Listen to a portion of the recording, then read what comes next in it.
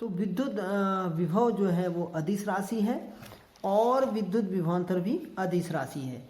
इसके विभव व मात्रक जो होते हैं वो विभव की तरह ही होते हैं। किसके? विद्युत विभवांतर के।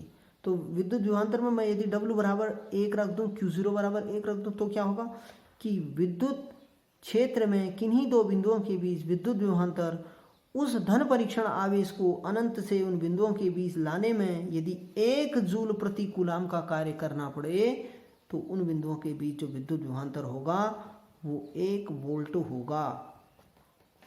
ठीक है, हमें ये याद रखना होगा कि जैसे जैसे डिस्टेंस बढ़ते जाती है, दूरी बढ़ते जाती है, विद्युत विभव कम होते जाता है। अनंत पर जो विद्युत विभव का मान होता है वो V का मान 0 होता है। यहाँ पर बिंदु A पर विद्युत विभव का मान बिंदु B से ज़्यादा होगा। बिंदु B पर विद्युत विभव का मान कम है, बिंदु A पर विद्युत विभव का मान ज़्यादा है। और आवेश जो हमेशा होता है वो धनावेश से ऋणावेश की ओर, ताप जो होता है वो हमेशा ऊंचे से नीचे की ओर, ऊंचे ताप से नीचे ताप की ओर हमेशा फ्लो होते हैं। ये चीज़ हमें याद रखनी पड़ेगी। विद्युत क्षेत्र में यदि मैं स्वतंत्र धनावेश की बात करूं तो विद्युत क्षेत्र में स्वतंत्र धनावेश के कारण जो विद्युत बल के कारण ऊंचे विभव से हमेशा नीचे विभव की ओर फ्लो होगा। और यदि स्वतंत्र ऋणावेश है तो ऋणावेश से यानी कि नीचे विभव से ऊंचे विभव की ओर विभव फ्लो होगा या विभव चलेगा या विभव प्रवाहित होगा।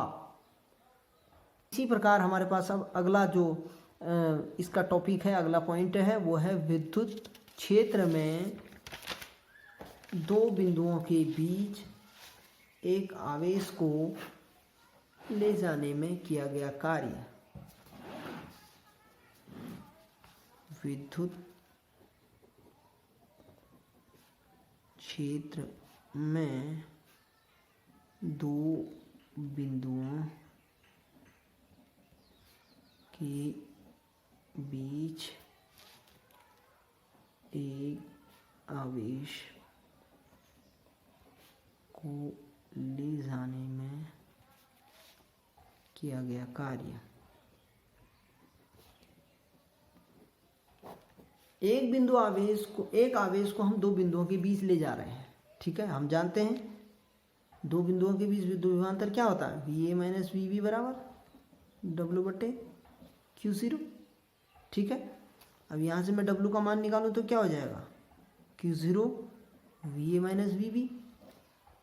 यानी कि मैं इसको मैं क्या लिख सकता हूँ, Q0 डेल्टा V। अंतर तो है, वो दोनों का अंतर मैंने डेल्टा V से प्रदर्शित कर दिया है। ठीक है, अब यदि इसमें जो है Q0 हमारा कूलाम में होगा और ये वोल्ट में होगा तो फिर ये W क्या होगा, जूल में होगा। क्या होगा, जूल में होगा। अब धनावेश को निम्न विभव वाले बिंदु से उच्च विभव वाले बिंदु तक ले जाने में जो कार्य किया जाता है, जो कार्य करना पड़ता है, वो हमें करना पड़ेगा, कार्य बाह्य कर्ता द्वारा करना पड़ेगा। ठीक है, कहने का मतलब यह है कि यदि एक हमारे पास धनावेश है, ठीक है, पॉजिटिव चार्ज, ठीक हो गया, इसको हमने निम्न से उच्च की ओर ले जाना है। भाई हमारे पास पॉजिटिव चार्ज है, ये तो ऊंचे से नीचे की ओर जाएगा। निगेटिव होता तो नीचे से ऊपर की ओर जाता, निगेटिव से पॉजिटिव की ओर।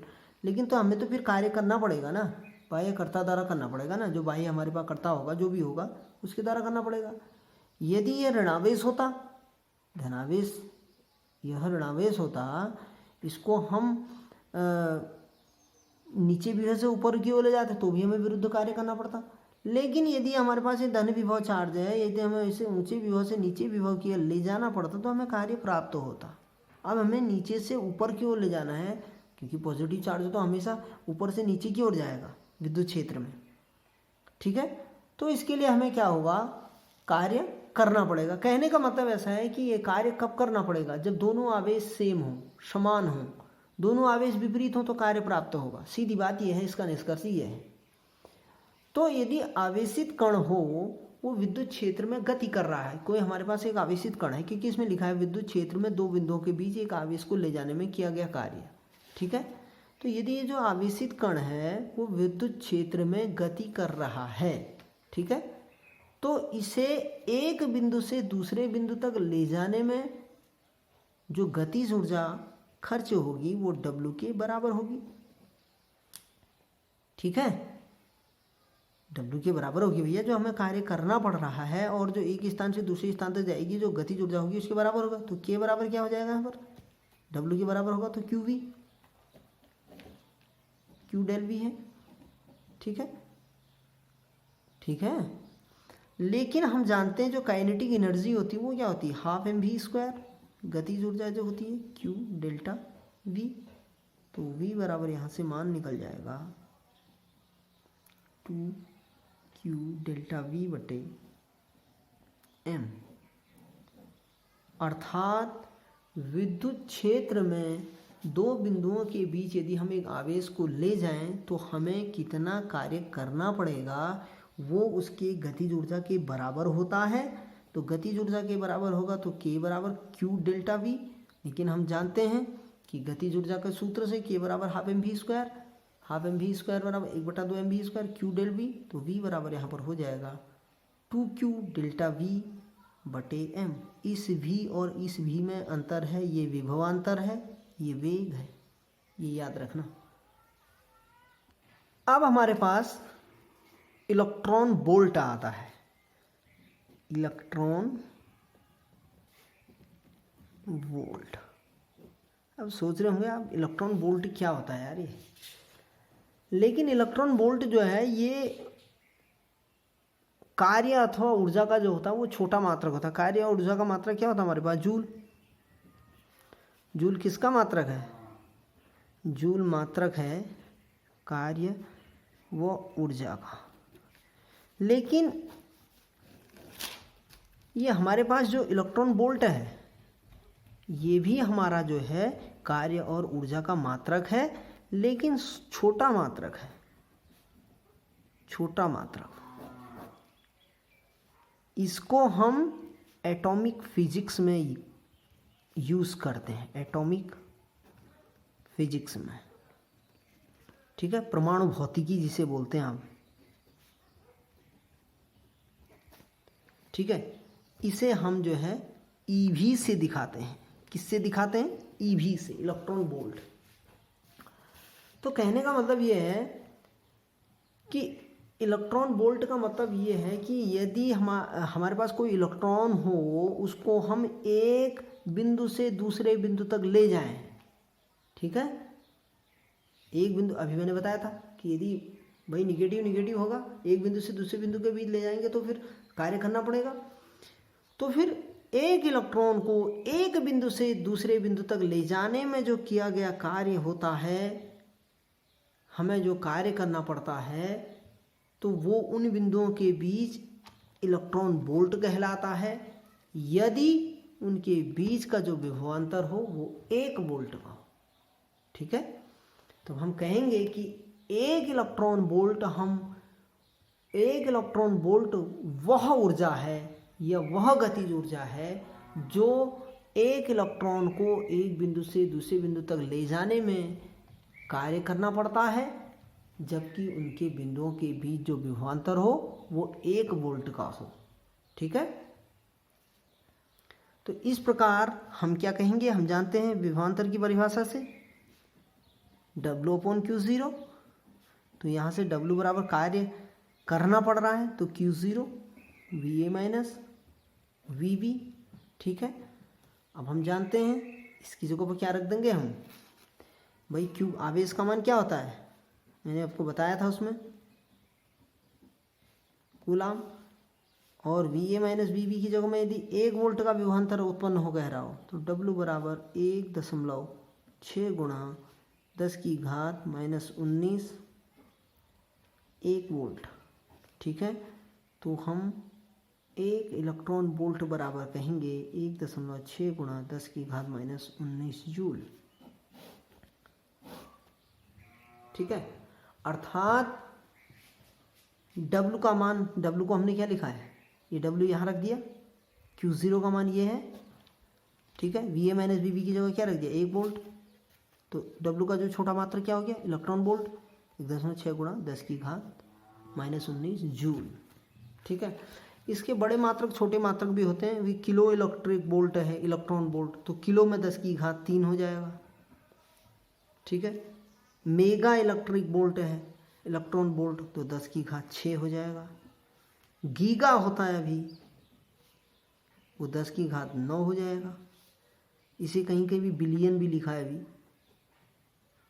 इसे मिलियन भी लिखा है, लेकिन एक ही चीज़ है। मेगा भी बोला जाता है कहीं से, कहीं मिलियन लिखा है, बिलियन कहीं गीगा, ठीक है। अभी टेरा भी होता है, टेरा में 10 की घात 12 हो जाता है हमारा, ठीक है। और मिली इलेक्ट्रिक वोल्ट कहेंगे अगर, मिली इलेक्ट्रिक वोल्ट, तो 10 की घात 3 हो जाएगा, -3। लेकिन ऐसा होता है नहीं, ये केस बहुत कम आता है, इसका यूज़ बहुत कम होता है, ठीक है। अब अगला इसी प्रकार से हमारा जो टॉपिक आएगा वो होगा विद्युत विभव का भौतिक महत्व, फिजिकल इम्पोर्टेंसी क्या है उसकी, मतलब महत्व क्या है उसका, पोटेंशियल का।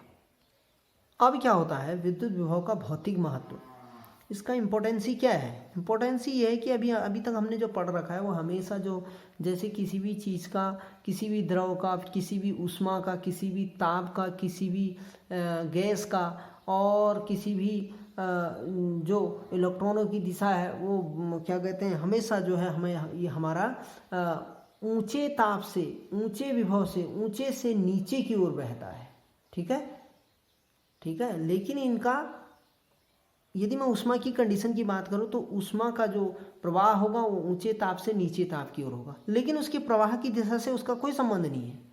जो ऊष्मा फ्लो हो रही है वो ऊंचे ताप से नीचे ताप की ओर हो रही है, लेकिन उसका ऊष्मा के प्रवाह होने की दिशा से कोई भी मतलब नहीं है, ठीक है। ठीक उसी प्रकार विद्युत आवेश की जो प्रवाह की दिशा होता है वो विद्युत आवेश से उसका कोई, आवेश की मात्रा से कोई भी संबंध नहीं होता है। तो विद्युत विभव की यदि हम फिजिकल इम्पोर्टेंसी की बात करें कि यदि हमारे पास दो विभव हैं, ठीक है, V1 और V2, एक का विभव ज़्यादा है, एक का विभव कम है, ठीक है, तो वो विभव तब तक उसमें फ्लो होता रहेगा जब तक कि उन दोनों का विभव समान न हो जाए। एक से दूसरे वस्तु में, एक वस्तु से दूसरे वस्तु में विभव तब तक प्रवाहित होता रहेगा जब तक कि उनका दोनों का विभव समान न हो जाए। जब समान हो जाएगा तो दोनों का प्रवाह होना बंद हो जाएगा। और हमेशा याद रखना, धनावेश सदैव ऊंचे विभव से नीचे विभव की ओर बहता है और ऋणावेश हमेशा नीचे विभव से ऊंचे विभव की ओर बहता है। ये इसका फिजिकल इम्पोर्टेंसी है, ये इसका विद्युत विभव का भौतिक महत्व है। अब बाकी इसका थ्योरेटिकल जो पोर्शन है वो किताब से पढ़ सकते हैं, बेसिक आइडिया मैंने इसका दे चुका हूँ आपको। इसके बाद अगला जो आता है हमारे पास, वो पृथ्वी एक निर्देश तंत्र के रूप में, ये सब सिलेबस के अकॉर्डिंग मैं आपको पढ़ा रहा हूँ, एक भी बिंदु नहीं छोड़ रहा हूँ। फिर भी कोई छूटेगा तो मुझे कमेंट करके ज़रूर बताना। अब पृथ्वी को हम निर्देश तंत्र के रूप में क्यों ले रहे हैं, क्योंकि ये इसकी धारिता अनंत है। भाई पृथ्वी की धारिता अनंत है, उसको मेज़र नहीं किया जा सकता कितनी बड़ी धारिता है उसकी करके, क्या क्या चीज़ उसमें आ सकता है करके। तो पृथ्वी एक जो है बहुत बड़ा सुचालक है हमारा, ठीक है। इसका आकार इतना बड़ा है कि इससे जो लिया गया आवेश है या दिया गया आवेश है, जो इसको आवेश दे रहे हैं या वे इससे जो लिया गया जो आवेश है, उसका विद्युत दशाओं में, विद्युत की कंडीशन में कोई भी फर्क नहीं पड़ता, कोई भी प्रभाव नहीं डालता। अर्थात यह ठीक उसी प्रकार है पृथ्वी का विभव जिस प्रकार समुद्र में पानी है। क्यों समुद्र में पानी से कैसी तुलना कर दी हमने, जैसे वाष्पीकरण होगा समुद्र में जल का तो जल की कमी हो जाएगी समुद्र में, ठीक वर्षा होगी तो फिर से वो जो है आपका समुद्र फिर से भर जाएगा। तो कहने का मतलब पृथ्वी को हम शून्य विभव के लिए निर्देश मान सकते हैं, ठीक है। अर्थात इसे हम धनावेशित और ऋणावेशित कब कहेंगे, यदि हमारे पास धन विभव और ऋण विभव हो, पृथ्वी से संपर्क उससे कर दिया जाए, तो हम उसको दो विभव हमारे पास हैं V1 और V2, उससे हम पृथ्वी से संपर्कित कर दें तो उसे हम कब धनावेशित कहेंगे, कब ऋणावेशित कहेंगे, ये मैं आपको बता रहा हूँ। अब हमारे पास ये माना दो विभव है, एक विभव ये ले लिया हमने, एक विभव हमने ये ले लिया है, ठीक है। ये हमारे पास धन हो गया, ये हमारे पास ऋण ले लिया हमने। इसे कैसे कहेंगे मैं बता रहा हूँ। इसका ये भी है, ये एक गोला है, ये हमारे पास दूसरा विभव है, इसका हमने पृथ्वी से ये संपर्कित कर दिया है, ठीक है। अब इसे हम धन विभव कब कहेंगे, जब वस्तु और पृथ्वी को, ये वस्तु है हमारे, ये पृथ्वी है, इसको परस्पर आपस में वैद्युत संपर्क में लाया जाता है, ठीक है। तो क्या होगा, वस्तु से जो आवेश का प्रवाह पृथ्वी में होता है, वस्तु से आवेश का प्रवाह पृथ्वी में होता है, ठीक हो गया। और तब इसको हम धनावेशित कहेंगे। क्या कहेंगे, धनावेशित कहेंगे। वस्तु से पृथ्वी में आवेश का प्रवाह, तब यह विभव हमारा धनावेशित कहलाएगा, वस्तु धनावेशित कहलाएगी। ऋणावेशित कब कहलाएगी, जब वस्तु को ऋणावेशित हम तब कहेंगे जब जो है धनावेश का प्रवाह पृथ्वी से वस्तु में होता है, ठीक है। यानी कि हमारे पास दो ये विभव है, A है, ये B है, इसका विभव VA हो गया, इसका विभव VB हो गया। इसको हम धनावेशित, इस विभव को हम धनावेश विभव तथा ऋणावेश विभव कैसे कहेंगे, जब आवेश का प्रवाह वस्तु से पृथ्वी में होता है तो वह धनावेशित विभव। जब आवेश का प्रवाह वस्तु पृथ्वी से वस्तु में होता है तो फिर वो ऋणावेशित विभव कहलाता है। दोनों स्थितियों में हमारा, इन दोनों स्थितियों में आवेश का प्रवाह तब तक होता रहेगा जब तक पृथ्वी व वस्तु के विभव क्या हो जाए, समान न हो जाए। जब समान हो जाएंगे तो फिर विभव का प्रवाह होना रुक जाएगा, अर्थात दोनों का जो उभयनिष्ठ विभव हो जाएगा वो पृथ्वी के विभव के बराबर हो जाएगा। इस प्रकार हम यह कह सकते हैं कि किसी चालक को पृथ्वी से संपर्कित करने पर उसका जो विभव हो जाता है वो शून्य हो जाता है। क्या हो जाता है, शून्य हो जाता है। अब इसी प्रकार हमारे पास जो अगला आता है हमारा, वो विद्युत क्षेत्र रेखी समाकल के रूप में, विद्युत क्षेत्र के रेखी समाकल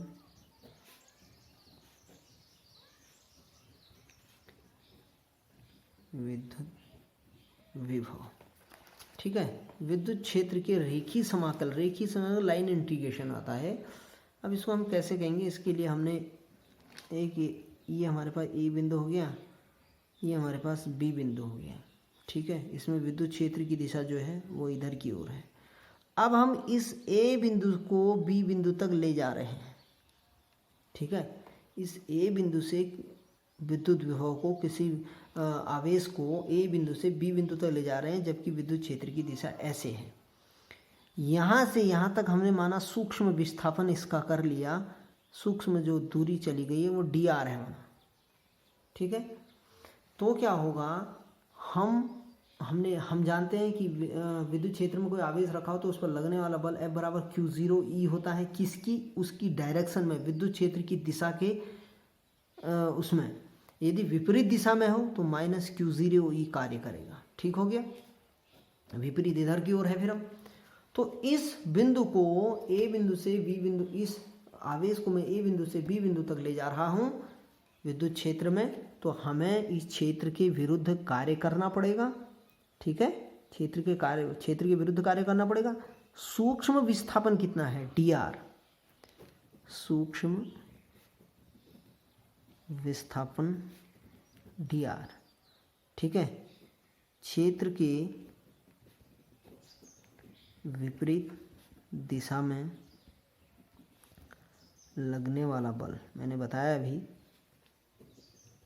F बराबर माइनस Q0E, क्यों? क्योंकि विद्युत क्षेत्र की दिशा इधर की ओर है, लेकिन इधर की ओर ले जा रहे हैं। तो जो हमें इस आवेश को ए से यहाँ तक लाने में जो किया गया अत्यंत सूक्ष्म विस्थापन डी आर तक जो किया गया कार्य होगा वो कितना होगा? डी डब्ल्यू बराबर minus Q zero E into D R. E क्या है? विद्युत क्षेत्र की तीव्रता या विद्युत क्षेत्र। डी आर क्या है? सूक्ष्म विस्थापन। वी की जगह रखा है हमने, ये याद आ गया होगा आपको।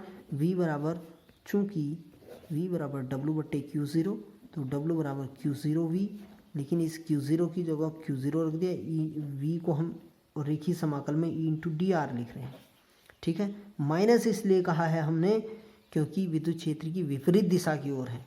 डी डब्ल्यू सूक्ष्म लिया है, ये याद रखना ऊपर, ठीक है।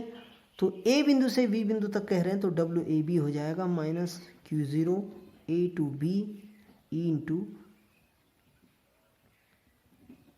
डी आर वेक्टर रूप में, ठीक है। अब ए और बी के बीच विभवांतर, ए व बी के बीच विभवांतर, तो वी बी माइनस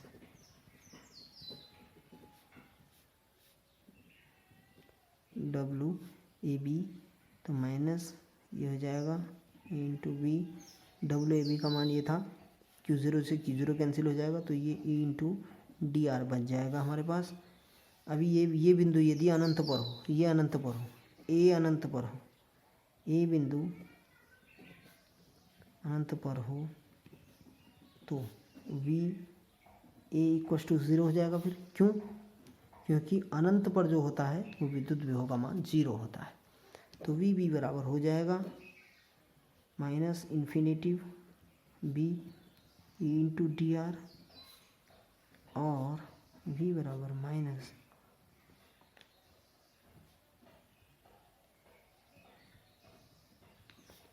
ये आपका रेखीय समाकल के रूप में, रेखीय समाकल के रूप में आपका विद्युत क्षेत्र के रेखीय समाकल के रूप में विद्युत विभव के लिए व्यंजक आ गया है, ठीक है। कहने का मतलब यह है कि विद्युत क्षेत्र में रेखीय समाकल के रूप में विद्युत विभव अनंत से दिए गए बिंदु तक विद्युत क्षेत्र के ऋणात्मक समाकल के बराबर होता है। ये समाकलन का चिन्ह है, ये ऋण हो गया। ऋण क्यों हुआ है? क्योंकि विद्युत क्षेत्र की विपरीत दिशा, ये क्षेत्र की दिशा, ये विपरीत दिशा। अब एक और इसमें जो आज का फाइनल क्लोज करने वाला हूँ, विद्युत क्षेत्र संरक्षी है, कंजर्वेटिव है। क्यों है भाई कंजर्वेटिव? जैसे मैंने विद्युत आवेश की बात करी थी आपसे कि विद्युत आवेश जो है वो संरक्षित होता है, ठीक उसी प्रकार विद्युत क्षेत्र भी संरक्षित होता है, ठीक है। संरक्षित क्षेत्र कौन सा होता है? जिसमें जो है किया गया कार्य जो होता है वो पथ पर निर्भर नहीं करता है, ठीक है। तो इस प्रकार हम कह सकते हैं कि ऐसे क्षेत्र में, संरक्षित क्षेत्र में किया गया संपूर्ण कार्य शून्य होता है, ठीक है। ये हमारे पास, ठीक है, ये ए बिंदु ले लिया हमने, ये बी, ये डी बिंदु ले लिया है, ये बी ले लिया है, ये सी ले लिया, ठीक हो गया। ये ए से बी की दिशा को दिखा रहा है, ई की दिशा ऐसे है, ठीक है। ये सूक्ष्म विस्थापन हमने ले लिया डी आर, इसकी दिशा ऐसे हो गई, ठीक है, ठीक। तो मैं इस 11th में भी आप ये पढ़ चुके हैं कि चक्रीय प्रक्रम में किया गया कार्य जीरो होता है, आंतरिक ऊर्जा शून्य होती है, तो विद्युत क्षेत्र भी संरक्षित है। इस प्रकार का हमारे पास विद्युत क्षेत्र किसी बिंदु पर रखा हो, ए बी सी डी पर, ए बिंदु से बी बिंदु, बी से सी, सी से डी, डी से ए में आने पर जो समस्त जो किया गया कार्य होगा संपूर्ण चक्र के दौरान वो शून्य प्राप्त होगा, इसलिए इसे संरक्षित बोला गया है। पूरे चक्र के दौरान जो हमारी निकाय की जो कण की गतिज ऊर्जा है वो अपरिवर्तित रहेगी। तो ऐसे में जब किया गया कार्य जीरो होगा तो क्या होगा? वी ए माइनस अब ये आप सोच रहे होंगे सर ने ये दोनों जगह वी ए क्यों ले लिया। भाई वी ए ये है फाइनल बिंदु, यहाँ से यहाँ गए, यहाँ से यहाँ है, यहाँ से यहाँ गए, फिर यहाँ आ गए तो जीरो, तो ये भी वी ए ले लिया हमने। तो W बराबर Q इंटू वी होता है, V A minus V A equals to 0। अब हमारे पास लेकिन हम यह भी जानते हैं dW बराबर क्या होता है हमारा Q E into D are. ये कहाँ से आया था, ये हमारा अभी रेखी समाकल के रूप में आया है, ऊपर जो सूत्र आया है dW बराबर ये है, ठीक है। सूक्ष्म क्षेत्र हमने ये ले लिया था। तो इस प्रकार हमारे पास पूरे चक्र के दौरान क्लोज्ड इस ए बी सी डी ए के अनुदिश किया गया कार्य है जो वो W बराबर फाई होल, इसका मतलब होता है फाई संपूर्ण A B C D A Q into equals to 0, A B C D A into D R equals to 0।